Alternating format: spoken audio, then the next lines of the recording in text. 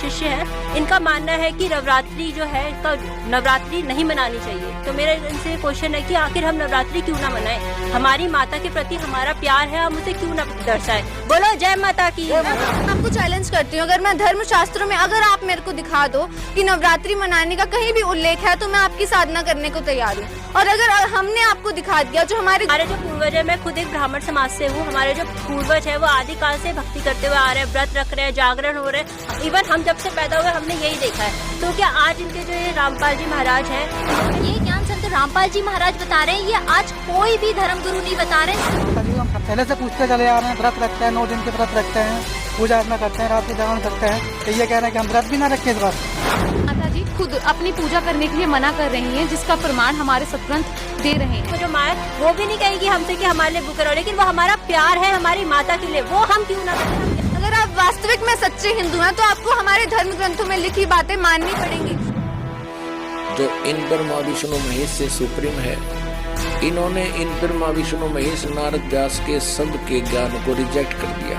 दोस्तों, जैसा कि आप सभी को पता है कि नवरात्रि आने वाली है। देश भर में जगह जगह पर माता के जागरण की तैयारियां शुरू हो गई हैं। नवरात्रि में लोग व्रत करके माता को खुश करने की भरपूर कोशिश करते हैं, पर क्या ये सब करना सही है? कहीं ये साधना शास्त्र विरुद्ध तो नहीं? फिर क्या है सच्चाई, आइए देखते हैं इस वीडियो में। हमारे साथ 2 अलग अलग विचारधाराओं के लोग मौजूद हैं। एक पक्ष का ये कहना है कि नवरात्रि के पर्व को मनाना चाहिए, बहुत ही श्रद्धा से हम जो है नवरात्रि के पर्व को मनाते हैं। दूसरी ओर हमारे साथ एक ऐसा पक्ष मौजूद है, ये संत रामपाल महाराज के अनुयायी हैं, जिनका ये मानना है कि नवरात्रि के पर्व को मनाने का किसी भी शास्त्र में उल्लेख नहीं है, अर्थात ये नवरात्रि के पर्व को नहीं मनाना चाहिए। दोनों पक्षों के विचार जानेंगे और जानेंगे कि किसके दावे में है कितनी सच्चाई। आइए सबसे पहले सवाल की ओर बढ़ते हैं। मेरा आप लोगों से सवाल है कि आखिर आप लोगों के अनुसार माता रानी के नवरात्रि क्यों मनाने चाहिए? जय माता की। जो नवरात्रि के जो अभी जो पर्व चल रहा है वो हमारी माता के प्रति प्यार को प्रदर्शित करता है। हमारी जो माता दुर्गा अष्टांगनी है, उन्होंने हमारी रक्षा के लिए 9 रूप धारण किए थे महिषासुर के वध करने के लिए, ताकि हम लोग सुरक्षित इस समाज में, इस संसार में रह सके। उनकी पूजा अर्चना करते हैं, व्रत रखते हैं, जागरण होते हैं। हर हिंदू, जितने भी मेरे ख्याल से जितने भी हिंदू समाज में लोग हैं, वो बड़े ही हर्षोल्लास से 9 दिन का बेसब्री से इंतजार करते हैं।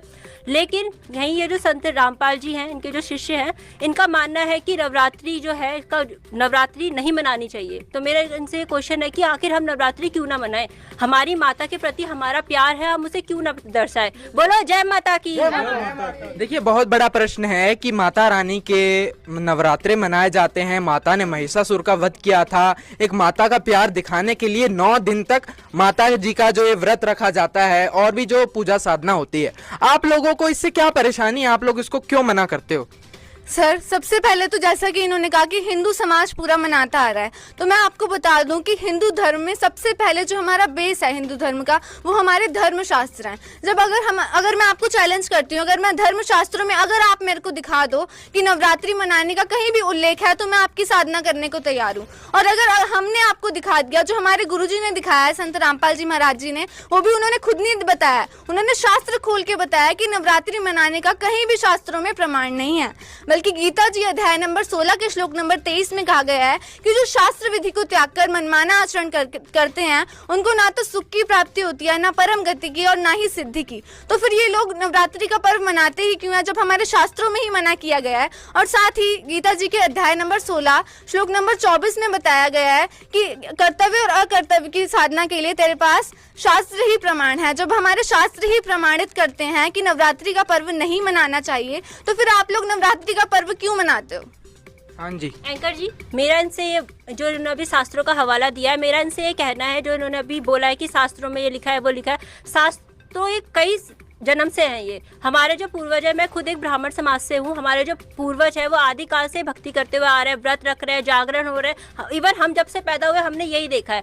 तो क्या आज इनके जो ये रामपाल जी महाराज हैं, इन्होंने ही ये शास्त्र पढ़े? आज से पहले क्या किसी ने शास्त्र नहीं पढ़े थे? मेरा इनसे ये क्वेश्चन है कि आज से पहले क्या किसी ने शास्त्र नहीं पढ़े थे? हम बचपन से माता दुर्गा की पूजा करते आ रहे हैं, हम माता दुर्गा की पूजा भी ना करें? हाँ जी, बहुत बड़ा सवाल है कि बहुत पहले से साधनाएं चल रही हैं, पूर्वज करते आ रहे हैं, हमारे शास्त्र हैं जो आदिकाल से बने हुए हैं, कोई आज तो बने नहीं है। इस पर कौन जवाब देगा? जी, जैसे कि इन्होंने बोला कि जो हमारे धर्म ग्रंथ हैं वो बहुत पहले थे, मगर अभी हम लोग ये बात कर रहे हैं कि जो दुर्गा पूजा है वो नहीं करनी। तो पहले के ज़माने में ये होता था कि लोग पढ़े लिखे नहीं थे, वो लोग शास्त्रों को पढ़ते नहीं थे, और जो विद्वान लोग थे वो लोग भी उनको ज़्यादा नॉलेज नहीं दे पाते थे, वो लोग भी बस अपनी जितनी उन्हें सीमित ज्ञान था वही बताते थे। जो ये ज्ञान संत रामपाल जी महाराज बता रहे हैं, ये आज कोई भी धर्मगुरु नहीं बता रहे, सिर्फ संत रामपाल जी महाराज एक लौते ऐसे गुरु हैं जो अपने वेदों को खोल खोल कर उसका एक एक श्लोक को बता कर ये ज्ञान बता रहे हैं। और ये ज्ञान जो है वो हमारे सारे धर्म ग्रंथों से प्रमाणित ज्ञान है। संत रामपाल जी महाराज खुद से कुछ नहीं बोल रहे, जो हमारे धर्म ग्रंथ इतने पुराने सालों से चले आ रहे हैं उसी से ही संत रामपाल जी महाराज जी सारा ज्ञान बता रहे हैं। चलिए हम मानते हैं कि संत रामपाल जी शास्त्रों से प्रमाण देकर आप लोगों को बता रहे हैं। आप लोग मुझे ये बताओ कि माता की पूजा करने के लिए आप लोग क्यों मना करते हो? इसके पास कोई प्रमाण है आपके पास? जी हाँ, माता आपके पास? जी हाँ, माता जी खुद अपनी पूजा करने के लिए मना कर रही हैं, जिसका प्रमाण हमारे सदग्रंथ दे रहे हैं। क्योंकि माता जी स्वयं अपनी पूजा करने के लिए इस वजह से मना कर रही हैं। श्रीमद् देवी भागवत के स्कंद नंबर 7वां और अध्याय नंबर 36 के पृष्ठ 562 से 63 में माता दुर्गा राजा हिमालय को उपदेश देते हुए बता रही हैं कि हे राजन, तू सब बातों को छोड़कर सिर्फ एक ब्रह्म की साधना कर, मतलब सब बातों को छोड़कर उस ब्रह्म की साधना कर, जिसको साधना करने के बाद तू ब्रह्मलोक को चला जाएगा, मतलब ब्रह्मलोक की प्राप्ति हो जाएगी, और जिसका एक वास्तविक मंत्र है ओम। माता ने यहाँ खुद अपने आप को पूजने के लिए मना कर दिया है। अब आप खुद बताइए, अगर आपके पास प्रमाण हो कि माता कह रही हैं कि हाँ मुझे पूजना चाहिए, तो उस चीज का आप प्रमाण दे दीजिए। और उसी के साथ साथ हमें भी नहीं पता था कि माता को पूजना है कि नहीं पूजना, उसका प्रमाण तो हमें गुरुजी ने खोलकर दिखाया। सदग्रंथ तो सभी के पास हैं और रखे रहते हैं, हम सदग्रंथों को मानते हैं, सदग्रंथों की लिखी बातों को नहीं मानते, पर गुरुजी ने उन चीजों को हमें बताया और हमें पता चला कि माता को नहीं पूजना चाहिए। पर हाँ, माता की वास्तविक साधना करनी चाहिए, जो कि गुरुजी ने बताया। माता जी की साधना करने का एक वास्तविक मंत्र है, जिसका उल्लेख संत रामपाल जी महाराज जी ने हमें बताया, और हम माता के साल के 365 दिन उनके वास्तविक मंत्र की साधना करते हैं। अब आप जी प्रमाण दे दीजिए अगर पूजने के लिए कहीं बात की गई हो तो। हाँ जी, आप लोगों के पास एक सवाल आया है कि आपके पास कोई प्रमाण है? इन लोगों ने जैसा पूछा, जैसे कहते हैं कि माता जी को पूजने को है, तो माता जी को हम पहले से पूछते चले आ रहे हैं। व्रत रखते हैं, 9 दिन के व्रत रखते हैं, पूजा अर्चना करते हैं, रात को जागरण करते हैं, कि ये कह रहे हैं कि हम व्रत भी ना रखें इस बार? पीढ़ी दर पीढ़ी से चले आ रहे हैं। हमारे जो बुजुर्ग हैं, जो हमारे माता पिता हैं, वो भी हमें यही जो उन्होंने पूजा करी है, उनके पेरेंट्स ने पूजा साधना करी है, वही चीज़ हमें भी बता रहे हैं। साधना में तो ये कह रहे हैं कि माँ दुर्गा को ना पूजे, माँ दुर्गा की साधना ना करें। साधना में भाई साहब बहुत सी ऐसी चीज़ें आती हैं, हिंदू धर्म से तुम भी हो और हम भी बिलोंग करते हैं, बहुत सी ऐसी चीज़ें आती हैं जैसे कि व्रत करना। तो इनका कहने का उद्देश्य तो ये हुआ कि हम व्रत भी ना करें। हम व्रत क्यों ना करें, इनका जवाब हमें चाहिए। हमारा जो सवाल है, क्यों ना करें व्रत हम? आखिर व्रत क्यों ना? देखिए, देवी माता को, दुर्गा माता को ये माँ मानते हैं, तो एक माँ कभी भी प्रसन्न नहीं होगी कि उसका बच्चा भूखा रहे। आप प्रैक्टिकली लीजिए ना इस बात को। अगर हम एक दिन अपने घर में खाना ना खाएं तो हमारी मम्मी को कितना दुख होता है। सच कह रहे हैं ना आप, इस बात को बताइए। अब ठीक है, हम मानते हैं कि जो तुम कह रहे हो कि माता हमसे खुश होगी। हमारा जो 9 दिन का हम फास्ट रखते हैं, आप ये कह रहे हो कि माँ अपने बच्चे को भूखा देख के, वो तो हमारी आस्था है ना। हम जैसे मर्जी अपनी माता को प्रसन्न करें। हमारा प्यार है हमारी माता के प्रति। माँ ने हमसे नहीं बोला भूखे रहो, हमारा प्यार है, हम अपनी माता के लिए कर रहे हैं। हमारी जो माँ है, हमारी जो अभी माँ है, वैसे में जो माँ है वो भी नहीं कहेगी हमसे कि हमारे लिए भूखे रहो, लेकिन वो हमारा प्यार है हमारी माता के लिए, वो हम क्यों ना करें। हम ये आपसे जानना चाहते हैं। बिल्कुल सही बात है, वो उनकी धारणा है, वो कैसे भी करें। देखिए, हमारे शास्त्रों में लिखा गया है। फिर मैं आपको यही बात कहना चाहूंगी, अगर आप हिंदू धर्म को मानते हैं, अगर आप वास्तविक में सच्चे हिंदू हैं, तो आपको हमारे धर्म ग्रंथों में लिखी बातें माननी पड़ेंगी। मैं फिर से आपको बताना चाहूंगी, जैसा कि हमें संत रामपाल जी महाराज जी ने शास्त्र खोल के दिखाए हैं। गीता जी के अध्याय नंबर 6 श्लोक 16 में बताया गया है कि हे अर्जुन, ये योग ना तो अधिक खाने वाले का और ना बिल्कुल ना खाने वाले का। बिल्कुल ना खाना यानी कि व्रत रखना। आप लोग व्रत रखने की बात कर रहे हो, तो गीता जी में खुद मना किया गया है कि ये योग ना तो अधिक खाने वाले का ना बिल्कुल ना खाने वाले का ही सफल होता है। तो मतलब आपका ये भी साधना करने का बिल्कुल भी कोई भी औचित्य नहीं बनता, और हमारे शास्त्रों में कहीं भी प्रमाण नहीं। अगर आप मेरे को बता दो कि व्रत करना हमारे शास्त्रों में लिखा गया है, तो मैं भी मानूं। जैसे कि ये लोग व्रत की बात करते हैं, तो ये अपने घर में भूखे रहेंगे तो क्या इनकी माता इनको आशीर्वाद दे देंगी? मैं इनसे ये जानना चाहती हूँ कि कौन सी ऐसी माता होगी जो अपने बच्चे को भूखा देख के प्रसन्न होगी। आप खुद बताइए कि आपकी माता भी अगर आप भूखा रहेंगे तो क्या वो खुश हो जाएंगी? और आप शास्त्रों में प्रमाणित दिखाओ पहले तो हमें। आप हिंदू धर्म को मानते हो तो शास्त्र दिखाओ हमें। हाँ जी, एक मिनट। यहाँ पर एक दूसरा जो पक्ष है वो मेरे को भारी नजर आ रहा है, उन्होंने काफी सारे प्रमाण दिए हैं। अब मैं आप लोगों से जानना चाहूंगा कि जब दूसरा पक्ष प्रमाण दे रहा है तो आपका क्या कहना है इसके ऊपर? सर, इतने बड़े ग्रंथ लिखे गए हैं, उनमें कई ऐसे महापुरुष हैं जिन्होंने माता का व्रत रखा है और माता ने साक्षात उनको दर्शन देके उनकी मनोकामनाएं पूरी की है।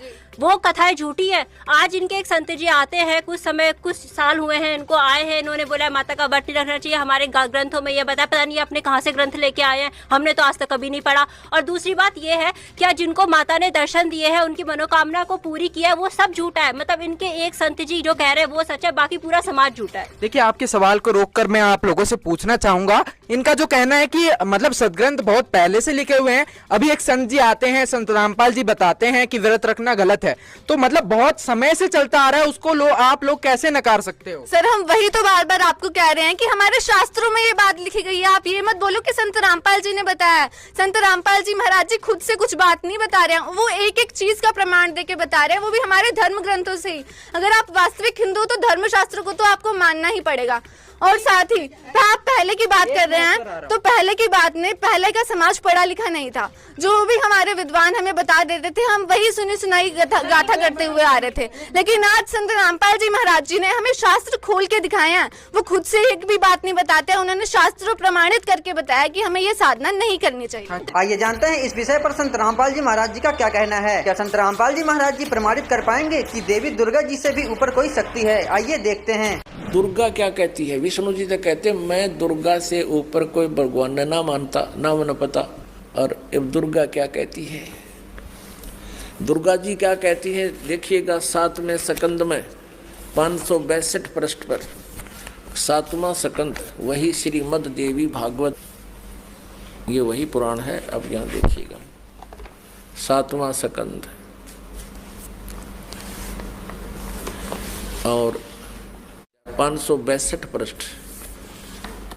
देवी जो है दुर्गा हिमालय राजा को ज्ञान दे रही है। देवी द्वारा हिमालय को ज्ञानोपदेश, ब्रह्म स्वरूप का वर्णन, यानी ब्रह्म के बारे में जानकारी दे रही है।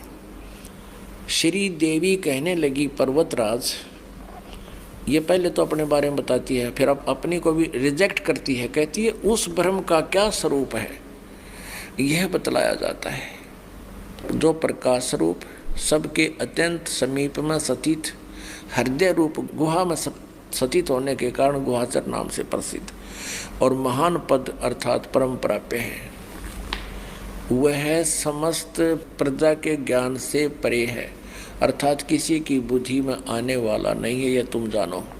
जो परम प्रकाश रूप है, जो सूक्ष्म से भी अत्यंत सूक्ष्म है, जिसमें संपूर्ण लोक और उन लोकों में निवास करने वाले प्राणी स्थित हैं, वही यह अक्षर ब्रह्म। अब दुर्गा उवा बाई बोल रही है, कदे तो इस ब्रह्म को अक्षर ब्रह्म कहती है, कहीं इसको ब्रह्म कहती है। अब देखना, वही सबके प्राण है, वही सबकी वाणी है और वही सबके मन है। वह यह परम सत्य अमृत अविनाशी तत्व है, सौम्य। उस वेदने योग्य लक्ष्य का तुम वेदन करो, मन लगाकर उसमें तन में हो जाओ।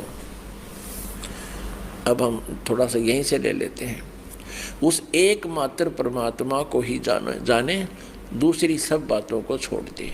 यही अमृत रूप परमात्मा के पास पहुंचाने वाला पुल है। संसार समुद्र से पार होकर अमृत स्वरूप परमात्मा को प्राप्त करने का ये सुलभ साधन है। इस आत्मा का ओम के जप के साथ ध्यान करो। इस अज्ञान में अंधकार से सर्वथा परे और संसार समुद्र से उस पार जो ब्रह्म है उसको पा जाओगे, तुम्हारा कल्याण हो। इसने स्पष्ट कर दिया। अपनी पूजा को भी कह दिया मत करो मेरी पूजा भी, एकमात्र परमात्मा को ही जाने, दूसरी सब बातों को छोड़ दे। उसका ओम नाम है और ब्रह्म, ओम नाम के जाप से ब्रह्म प्राप्ति उद्देश्य रखो। ब्रह्म की जाप करो, ब्रह्म का जाप करो। और वो कहाँ रहता है? वह यह सब का आत्मा ब्रह्म, ब्रह्म लोक रूप दिव्य आकाश में स्थित है। अब क्लियर कर दिया दुर्गा ने कि केवल ब्रह्म की पूजा करो, उसका ओम जाप है, वो ब्रह्म लोक में रहता है। अपने आत्माओं दुर्गा जी ने, देवी ने, जो इन ब्रह्मा विष्णु महेश से सुप्रीम है, इन्होंने इन ब्रह्मा विष्णु महेश नारद व्यास के सब के ज्ञान को रिजेक्ट कर दिया। अब देवी कहती है केवल ब्रह्म ही फाइनल गॉड है, कंप्लीट गॉड है। अब ब्रह्म क्या कहता है? ब्रह्म श्रीमद् भगवत गीता अध्याय नंबर 8 के श्लोक नंबर 13 में जो श्री कृष्ण जी में प्रवेश करके ये काल ब्रह्म बोल रहा है, ये कहता है कि ओम इति एक अक्षरम ब्रह्म व्यवहारन माम अनुस्मरण। ओम यह एक अक्षर मंत्र है, उच्चारण करके सिमरण करता हुआ जो शरीर छोड़कर जाता है, यानी आखिरी सांस तक जो मेरे ओम नाम का जाप करता रहता है, वो मेरे वाली परम गति को प्राप्त होता है। और फिर ये गीता ज्ञानदाता ब्रह्म क्या कहता है? चौथे अध्याय के 5वें और 9वें श्लोक में, दूसरे अध्याय के 12वें श्लोक में श्रीमद् भगवत गीता में कहता, अर्जुन तेरे और मेरे बहुत जन्म हो चुके, तू पहले भी था, मैं भी था, ये राजा लोग भी थे, ये सैनिक भी थे, और ये ना सोच हम आगे ना जन्माएंगे। मेरे जन्म और कर्म अलौकिक हैं। तो पुण्यात्माओं, अब गीता ज्ञानदाता क्या कहता है? 18वें अध्याय के 62वें श्लोक में कहा कि अर्जुन तू सर्वभाव से उस परमेश्वर की शरण में जा, उसकी कृपा से तू परम शांति को और सनातन परम धाम को प्राप्त होगा। सनातन परम धाम कौन सा है? सतलोक। उसके बारे में 15वें अध्याय के 1 से लेकर 4 श्लोक में कहा है कि तत्वदर्शी संत ऐसा होगा जो सब उल्टे लटके संसार के सभी पार्ट्स बता देगा, उसके विभाग बता देगा। उसके पश्चात उस परम पद परमेश्वर की खोज करनी चाहिए, जहाँ जाने के बाद फिर साधक कभी लौटकर संसार में वापस नहीं आता, अर्थात उसको पूर्ण मोक्ष हो जाता है। इससे सिद्ध है कि गीता ज्ञान दाता ब्रह्म से भी ऊपर कोई सुप्रीम पावर है, और वो परम अक्षर ब्रह्म है। उसका अभी आपको उल्लेख बताया था 8वें अध्याय के प्रथम श्लोक में अर्जुन ने पूछा था कि 7वें अध्याय के 29वें श्लोक में जिस तत्ब्रह्म के बारे में आपने बताया वो किम तत्ब्रह्म, 8वें अध्याय के 3रे श्लोक में कहा कि वो परम अक्षर ब्रह्म है। तो इसे सिद्ध हो गया कि ना ब्रह्मा ने ज्ञान, न विष्णु ने ज्ञान, न शिव ने ज्ञान, क्योंकि ब्रह्मा और विष्णु शिव एक ही सत्र का ज्ञान रखते हैं। और ना दुर्गा को कंप्लीट ज्ञान, वो ब्रह्म को फाइनल बता रही है। और ब्रह्म कहता है मेरे और तेरे तो बहुत जन्म हो गए, जन्म मृत्यु सदा ये दुख बना रहेगा, परम शांति नहीं हो सकती। यदि तूने मेरी शरण में रहना है तो उठा लठ और कर युद्ध, ऐसा यहाँ करना ही पड़ेगा। और तुझे परम शांति चाहिए तो उस परमेश्वर की शरण में जा, ये फाइनल कर दिया। दोस्तों, संत रामपाल जी महाराज के ज्ञान को और अच्छे से समझने व जानने के लिए संत रामपाल जी महाराज यूट्यूब चैनल पर विजिट करें। धन्यवाद।